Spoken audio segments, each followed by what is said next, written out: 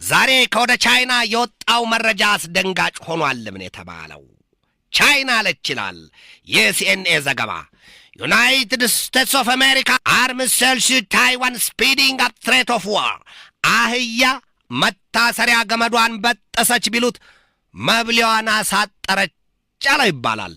ከዝሆን ልታከል ወይም ልስተካከል ባዩዋ የምትባለዋ ሚጢጥየዋ የታይዋን ደሴት በዚህ ወቅት አይጥ ለሞቷ የድመት አፍንጫን ታሸታለች ይሉትን ሆኗለች።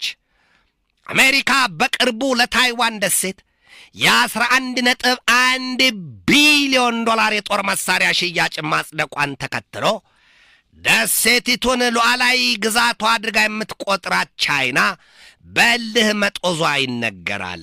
ለዚያም ነው ቻይና አሜሪካን በረብጣ ቢሊዮን ዶላር የጦር መሳሪያዋን ለታይዋን ደሴት መሸጧን ከደሴቲቱ ጋር ወደ ግዙፍ ጦርነት ለመግባት ጊዜውን የሚያፋጥን አቋራጭ መንገድ እንጂ ሌላ አይሆንም ስትል ቁርጥ ያለውን አቋሟን እንድትገልጥ አድርጓል።